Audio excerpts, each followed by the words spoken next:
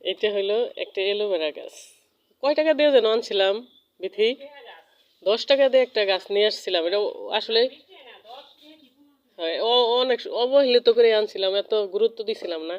আয়না গাছটা লাগানো হয়েছিল, তারপরে এই যে আবার কুশি নিচে মাঝে মাঝে কাজে লাগে। এই যে একটু আগে তুবামনির মাথায় দেওয়া হয়েছে, আর আমি ভাবতেছি যে আমি একটু মাথায় দিব। একটা এখান থেকে কাটি।